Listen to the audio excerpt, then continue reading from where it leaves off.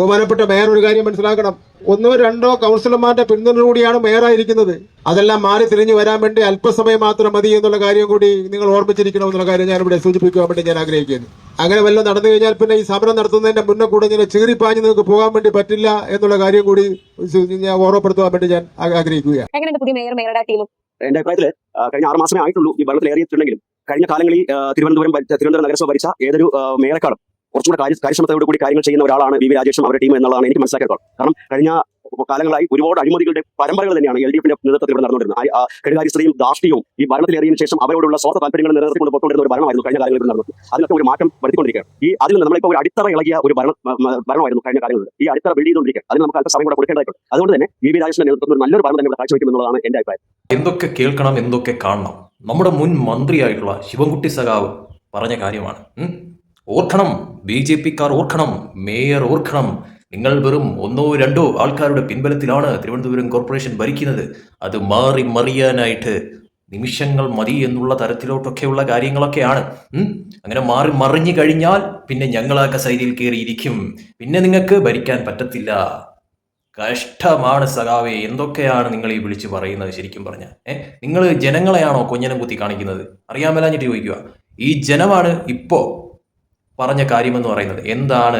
എന്താണ് വി രാജേഷ് അവിടെ നടത്തുന്നതെന്നും എങ്ങനെയാണ് വി രാജേഷിന്റെ ഭരണമെന്നും എങ്ങനെയായിരുന്നു കഴിഞ്ഞ കാലങ്ങളിലെ അവിടുത്തെ ഭരണമെന്നും ജനമാണ് പറയുന്നത്. അപ്പോൾ തിരുവനന്തപുരംകാർക്ക് നല്ല ബോധ്യമുണ്ട് അവർ ജയിപ്പിച്ചു വിട്ടത് എന്തിനാണെന്നും ആരെയാണ് പ്രതിപക്ഷത്താക്കിയതെന്നും ഒക്കെ തന്നെ.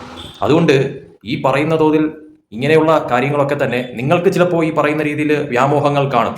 ഈ ഭരണം അട്ടിമറിച്ചുകൊണ്ട് ഇപ്പോൾ ഞങ്ങൾക്ക് കയറിയിരിക്കാം എന്നുള്ള ആ ഒരു ഇതൊക്കെ, അതൊക്കെ സത്യം പറഞ്ഞാൽ വെറും വ്യാമോഹമാണ്. അല്ലെങ്കിൽ ജനങ്ങളെ ഒരുമാതിരി വെല്ലുവിളിക്കുന്ന തരത്തിലോട്ടുള്ള ഒരു തരം മണ്ടൻ ചിന്താഗതിയാണ് എന്ന് എടുത്ത് പറയേണ്ടി വരും. കാരണം എന്ന് പറയുന്നത് ഒന്ന് ആലോചിച്ചാൽ തന്നെ മനസ്സിലാവത്തില്ലേ ശരിക്കും പറഞ്ഞാൽ. എന്താണ് നിങ്ങൾക്ക് ജനം നൽകിയിരിക്കുന്ന ഒരു കാര്യം എന്താണ്? തിരുവനന്തപുരം കോർപ്പറേഷനിൽ ഭരണത്തിലിരുന്ന 10 കൊല്ലം ഭരണത്തിലിരുന്നു. 10 കൊല്ലം ഭരണത്തിലിരുന്ന ഇടതുപക്ഷം ഈ പറയുന്ന തോതിൽ കേരളത്തിൽ അത് അല്ലാതെ തന്നെ 40-45 കൊല്ലം കോർപ്പറേഷൻ ഭരിക്കുന്ന തരത്തിലോട്ട് കാര്യങ്ങൾ മാറിയായിരുന്നു. ശിവൻകുട്ടി സഖാവ് പറഞ്ഞത് ശരി തന്നെയാണ്. അതായത് നിമിഷങ്ങൾ മതി മാറി മറിയാനായിട്ട്. ആ നിമിഷമാണ് നിങ്ങൾ മാറി മറിഞ്ഞത്. 10 കൊല്ലം കേരളം ഭരിച്ചു, 40-45 കൊല്ലം തിരുവനന്തപുരം കോർപ്പറേഷൻ ഭരിച്ച നിങ്ങളിപ്പോൾ എവിടെയാണ്? അതാണ് ചോദ്യമെന്ന് പറയുന്നത്. പ്രതിപക്ഷമായി കഴിഞ്ഞിരിക്കുന്നു.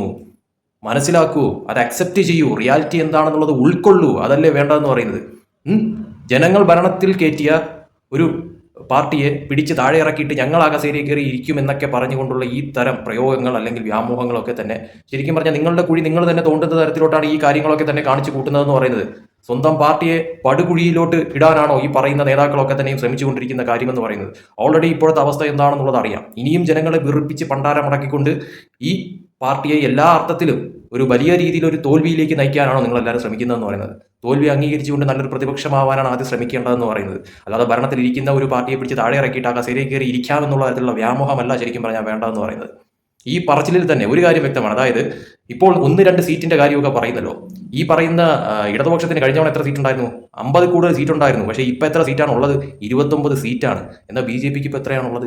50 സീറ്റുകൾ അവർക്ക് മാത്രമായിട്ടുണ്ട്. അപ്പോൾ എത്ര സീറ്റിന്റെ വ്യത്യാസമുണ്ട് നിങ്ങളും അവരും തമ്മിൽ?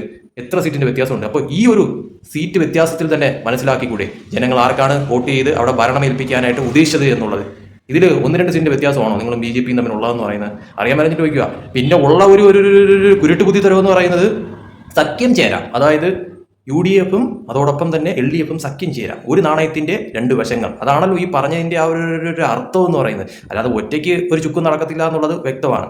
അപ്പോൾ നിങ്ങൾക്ക് എന്തെങ്കിലും തരത്തിലുള്ള ഒരു ഭരണ വ്യാമോഹം ഉണ്ടെങ്കിൽ അതിന് UDFനെ കൂട്ടുപിടിച്ചേ പറ്റത്തുള്ളൂ. അല്ലാതെ ഒരു ചുക്കും നടക്കത്തില്ല. അങ്ങനെ കൂട്ടുപിടിച്ചാൽ പോലും ഒന്നും നടക്കാൻ പോകുന്നില്ല എന്നുള്ളത് പച്ചയായ സത്യം. അങ്ങനെ എങ്ങാനും ഉണ്ടായി കഴിഞ്ഞാൽ അത് ശരിക്കും പറഞ്ഞാൽ ഈ പറയുന്ന തോതിൽ LDF എന്ന് പറയുന്ന ഇടതുപക്ഷ പാർട്ടിയുടെ എല്ലാ അർത്ഥത്തിലുമുള്ള സമ്പൂർണ്ണ പതനമായി മാറും കേരളത്തിൽ എന്നുള്ളതാണ് യാഥാർത്ഥ്യമായിട്ടുള്ള കാര്യം. എന്തിനാണ് വെറുതെ സ്വയമേ ആ ഒരു തരത്തിൽ ആ ഒരു അവസ്ഥയിലോട്ട് എത്തിക്കുന്നത് ഇങ്ങനെയുള്ള കാര്യങ്ങളൊക്കെ പറഞ്ഞുകൊണ്ട്? പ്രതിപക്ഷത്തിരുന്നു കൊണ്ട് നല്ലൊരു പ്രതിപക്ഷമാവാനാണ് ശ്രമിക്കേണ്ടതെന്ന് പറയുന്നത്. ജനങ്ങൾ നിങ്ങളെ പിടിച്ച് പ്രതിപക്ഷത്തിരുത്തി.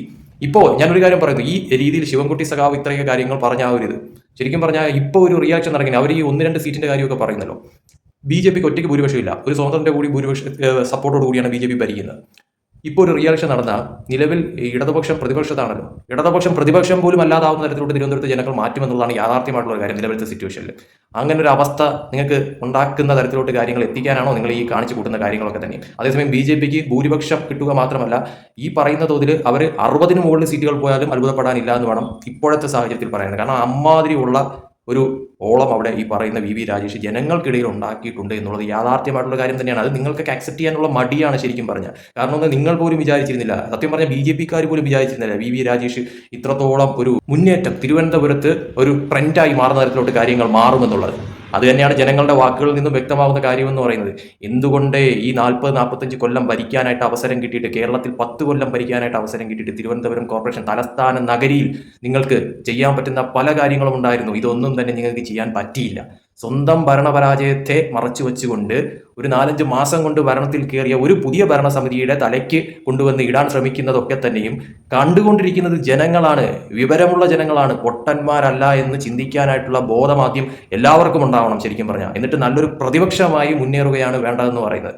അല്ലാതെ ആരെങ്കിലും കൂട്ടുപിടിച്ചുകൊണ്ട് ഞങ്ങൾ ഈ ഭരണത്തെ അട്ടിമറിച്ചുകൊണ്ട് ആ കസേരയിൽ കയറി ഇരിക്കുമെന്നുള്ള വെല്ലുവിളിയല്ല അവിടെ വേണ്ടതെന്ന് പറയുന്നത്. അങ്ങനെ വെല്ലുവിളിച്ചു കഴിഞ്ഞാൽ ജനങ്ങൾ തന്നെ അതിന്റെ മറുപടി നൽകുമെന്ന കാര്യത്തിൽ യാതൊരു സംശയവുമില്ല. ഇപ്പോൾ പ്രതിപക്ഷത്താണെങ്കിൽ അത് നാളെ പ്രതിപക്ഷം പോലും അല്ലാതെ ഒരു മൂലയ്ക്ക് ഒതുങ്ങേണ്ടി വരുന്ന തരത്തിലോട്ട് ചിലപ്പോൾ ജനങ്ങളാക്കിയെന്ന് വരും. ആ ഒരു അവസ്ഥ ശരിക്കും പറഞ്ഞാൽ ഉണ്ടാക്കാതിരിക്കുന്നതാണ് ഈ പറയുന്ന ഇടതുപക്ഷത്തുള്ള എല്ലാ നേതാക്കൾക്കും നല്ലതെന്ന് പറയുന്നത്. കാരണം ജനം പൊട്ടന്മാരല്ല, അവരെല്ലാം കാണുന്നുണ്ട്. അത് കണ്ട് വിലയിരുത്തി തന്നെയാണ് അവർ ഇപ്പോൾ ഭരണത്തിൽ മറ്റൊരു പാർട്ടിയെ എത്തിച്ചിരിക്കുന്നതും ഈ പറയുന്ന ഭരണത്തിൽ ഇരുന്നവരെ ഇപ്പോൾ താഴേക്ക് ഇറക്കിയത്.